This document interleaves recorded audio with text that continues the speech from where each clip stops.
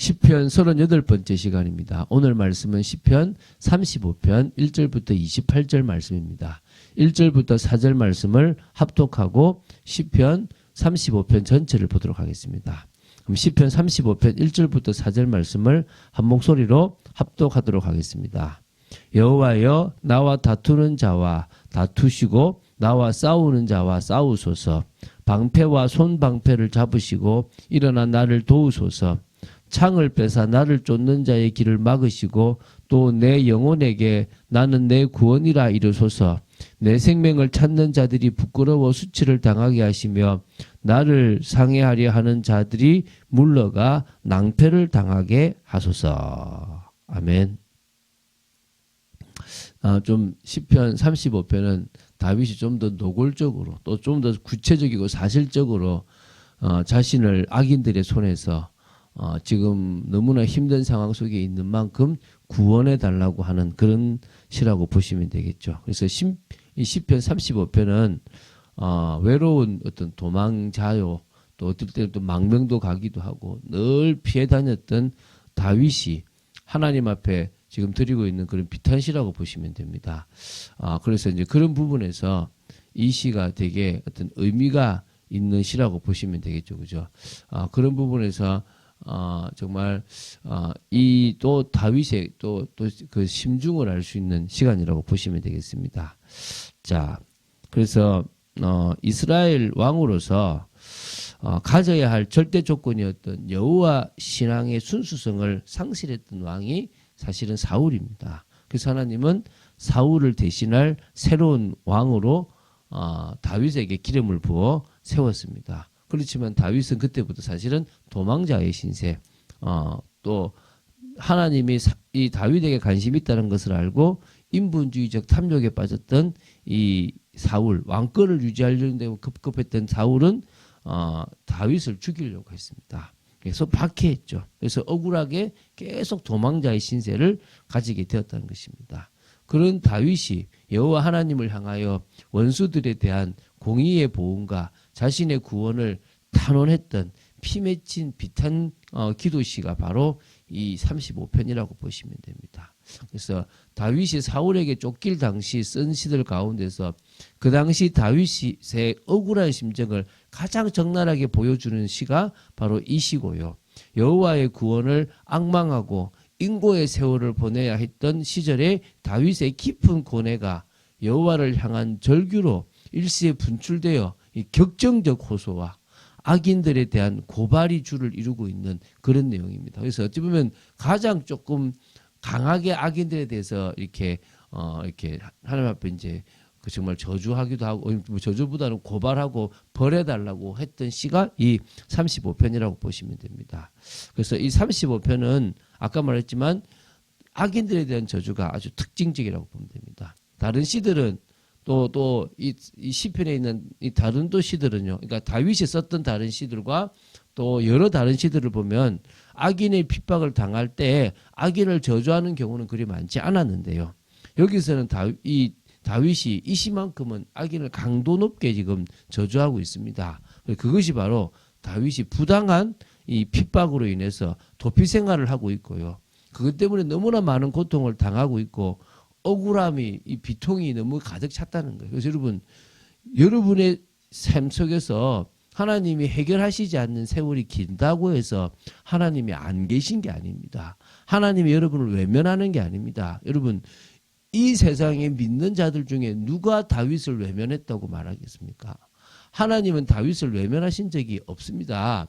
하나님은 늘 다윗과 함께 하셨고 다윗을 지키셨습니다. 그런데 다윗 개인을 볼 때는 너무나 답답하여 저 악인들을 멸해달라고 할 정도의 그런 모습들이 사실은 있다는 거예요. 그러면서 이제 하나님의 공의가 빨리 시행되어져야 된다라고 얘기하는 거예요. 우리가 이 나라를 볼 때, 또 교회를 볼 때, 세계를 볼 때요, 이런 답답함을 가지고 기도하는 부분이 필요하다고 생각됩니다. 자, 시편 35편 내용을 좀 구체적으로 보면 총 세 부분으로 나눌 수 있습니다. 전반부가 1절부터 10절이고요. 이제 그 뒤로도 어쨌든 첫 번째가 뭐냐면, 하나님께 당장의 추격자의 손길에서 자신을 건져 주시기를 단언하는 시입니다. 1절에서 4절을 보면요, 하나님께 자신의 원수들과 친히 싸워달라고 호소하고 있는 다윗의 모습이 나와요. 읽어볼게요. 아까 읽었죠. 여호와여 나와 다투는 자와 다퉈주시고 나와 싸우는 자와 싸워주소서. 방패와 손방패를 잡으시고 일어나 나를 도우소서. 왜 지금 내가 지금 죽겠는데 안 도와주시는 것 같습니까? 도와주십시오. 창을 빼사 나를 쫓는 자의 길을 막으시고 내 영혼에게 나는 내 구원이라 이루소서. 지금 내 영혼이 불안하니까 내가 너를 지키는 구원자다라고 나한테 좀 말씀해 주십시오. 내 생명을 찾는 자들이 부끄러워 수치를 당하게 하시며 나를 상해하려 하는 자들이 물러가 낭패를 당하게 하소서. 제발 좀 노골적으로 역사해 주십시오라고 지금 좀 적극적으로 나서 주십시오라고 얘기하고 있는 겁니다. 왜? 하나님이 분명히 보호하시는데 늘 도망자고 늘 힘들어요. 죽지는 않은데 그렇다고 해서요 안전하지도 않아요. 미치겠는 거예요. 자, 5절부터 8절은요. 악인들을 향한 다윗의 어떤 저주 같은 게 잘 나옵니다. 악인들을 심판해 달라는 거죠. 자 봅시다. 그들을 바람 앞에 겨와 같게 하시고 여호와의 천사가 그들을 몰아내게 하소서.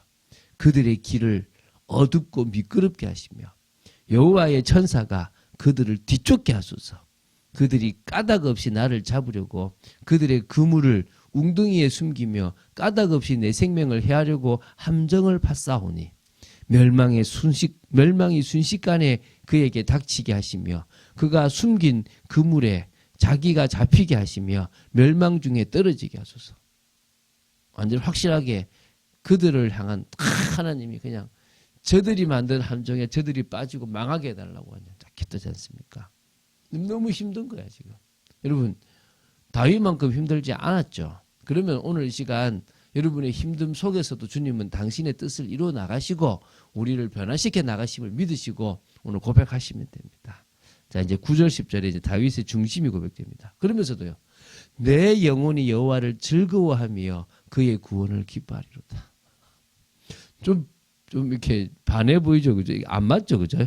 내 모든 뼈가 이르기를 여호와와 같은 이가 누구냐? 그는 가난한 자를 그보다 강한 자에게서 건지시고 가난하고 궁핍한 자를 노력하는 자에게서 건지시는 이라 하리로다. 그 모든 어려움들이 있지만 내가 지금 저 원수들을 두고 기도할 수 있는 것은 여호와가 나의 구원이고 나를 건져주실 자이기 때문에 나는 아랠 수 있고 나는 여호와를 생각하면 즐거워하고 기뻐할 수 있다 이 말입니다. 그래서 여러분 정말 이런 부분이 필요하죠. 여기서요 그의 구원을 기뻐한다라고 하는 것은요 이미 구원받았다라고 생각할 수도 있는데 다시 말하면 그 속에서 지금 해결하면 됐다고 생각했는데 여전히 지금 다윗은 그 원수들의 추적 가운데 있었고 또 더 나을 기색이 하나도 보이지 않고 여전히 공고하였고 여전히 신음 중에 있었습니다. 이제 11절부터 그게 나오거든요. 그럼에도 그는 그의 구원을 기뻐한다 그랬습니다. 왜입니까? 여호와 말고는 바라볼 자가 없기 때문이란 겁니다. 자, 이제 11절부터 18절까지가 이제 중반부인데요. 자신을 반역자와 범죄자로 누명을 씌워 핍박하는 원수들의 간악함과 잔혹성을 고발하고 이제 벌해달라는 겁니다. 그래서 11절부터 16절은요, 다 읽지는 않겠습니다. 악인의 가장 두드러진 특징 가운데 하나를 소개합니다. 그것이 바로 선을 악으로 갚는다는 거예요. 다윗은 그들에게 선을 행했고 그들을 정말 위해서 노력했는데 좀 금식도 하고 막 이렇게 했는데 오히려 자신의 영혼을 괴롭게 하고 더 자신을 막 힘들게 하고 오히려 어머니를 곡함 같을 정도로 마음을 이게 나쁘게 했다 이 말입니다. 그래서 하나님께서 이 악인들을 멸해달라고. 왜? 자기는 진짜 이게 어머니를 곡함 같을 정도로 마음을 담고 진짜 했는데 오히려 악인들은 다윗을 찢어 또 다윗에게 힘들게 조롱하고 다윗을 향하여 일을 갈 정도로 했다 이 말이에요. 제가 말을 좀 잘못했는데요. 그죠? 그런 부분이 있다는 겁니다. 그래서 17절 18절에 그런 악인들을 그냥 두지 말라고 간구합니다. 그래서 자신의 기도에 응답해 달라는 거예요. 주여 어느 때까지 관망하시려 하나이까? 내 영혼을 저 멸망자에서 구원하시며 내 유일한 것을 사자에게서 건지소서. 내가 대회 중에서 주께 감사하며 많은 백성 중에서 주를 찬송하리이다. 항상 그러죠. 어느 때까지입니까? 아직도 시간표가 멀었습니까? 이겁니다. 이 말은요, 다윗은 하나님이 자신을 구원해 줄 거라는 확신이 있었는데 언제입니까? 내 때가 아니라 당신의 때라는 거죠. 그런데 아직도 그 때가 멀었습니까? 라고 이렇게 간구할 수는 있다는 거예요. 이제 후반부 18절부터 28절을 보겠습니다. 원수들의 부당하고도 사악한 핍박의 양상을 그 핍박의 양상을요 언급하면서 자신과 원수들 사이에 최종적 공의의 판결을 탄원하는 그런 내용입니다. 그래서 19절부터 26절을 보면요, 다윗은 자신의 원수 곧 악인들에 대한 심판을 하나님 앞에 계속 호소합니다. 그 중에서 19절부터 21절이 하나님께서 악인을 심판하셔야 하는 이유를 설명합니다. 부당하게 나의 원수된 자가 나로 말미암아 기뻐하지 못하게 하시며 까닭 없이 나를 미워하는 자들이 서로 눈짓하지 못하게 하소서. 무릇 그들은 화평을 말하지 아니하고 오히려 평안히 땅에 사는 자들을 거짓말로 모략하며 또 그들이 나를 향하여 입을 크게 벌리며 하하 우리가 목격하였다 하나이다. 그러니까 저들은 화평을 말하지 않습니다. 평안히 땅에 사는 자들을 거짓말로 모략하는 자들인 만큼 뭐 해달라? 심판해달라는 거예요. 그러면서 이제 악인들에 대해서 심판을 하나님께 호소하는 부분이 이어서 나옵니다. 여호와여 주께서 이를 보셨사오니 잠잠하지 마옵소서. 주여 나를 멀리하지 마옵소서. 나의 하나님 나의 주여 떨치고 깨셔서 나를 공판하시며 나의 송사를 다스리소서. 여호와 나의 하나님이여 주의 공의대로 나를 판단하사 그들이 나로 말미암아 기뻐하지 못하게 하소서. 그들이 마음속으로 이르기를 아하 소원을 성취하였다 하지 못하게 하시며 우리가 그를 삼켰다 말하지 못하게 하소서. 나의 재난을 기뻐하는 자들이 함께 부끄러워 낭패를 당하게 하시며 나를 향하여 스스로 뽐내는 자들이 수치와 욕을 당하게 하소서. 이 정도로요 철저하게 아주 사실적이고 구체적으로 기도를 하고 있어요. 여러분 이러면 돼요. 그냥 왜입니까? 살아계십니까? 이렇게 하지 말고 나는 하나님이 싫습니다. 살아계시면 이러실 수가 있습니까? 이렇게 하지 마시고 하나님에 대한 절대적인 믿음은 가지고 계십시오. 그리고 뭡니까? 하나님이 정말 부당하게 핍박을 받고 있는 나를 기억해 달라고 기도하는 거예요. 그러면서 27절, 28절이 이제 마지막 부분입니다. 나의 의를 즐거워하는 자들이 기꺼이 노래 부르고 즐거워하게 하시며 그의 종의 평안함을 기뻐하시는 여호와는 위대하시다 하는 말을 그들이 항상 말하게 하소서. 나의 혀가 주의 의를 말하며 종일토록 주를 찬송하리이다. 이런 식으로 말하게 해달라고 계속 이야기하죠. 아주 구체적이고 사실적으로 지금 다윗은 지금 뭡니까? 기도하고 있는 거예요. 저는 이 시를 보면서 우리가 우리를 대적하거나 우리가 지금 어려운 가운데 있거나 가족들을 놓고 기도할 때도 더욱 구체적이고 사실적으로 기도해야 될 부분들을 보게 됩니다. 그런 축복을 누리면서 정말 사실적으로 하나하나 세상을 바라보지 말고 세상에 있는 누구를 의지하지 말고 오직 여호와 하나님과 예수 그리스도를 의지하고 나아가는 여러분 되시기를 주 예수 그리스도 이름으로 축원드립니다. 이제 합심으로 기도하겠습니다. 오늘 이 시간 제가 기도하겠습니다. 하나님 감사합니다.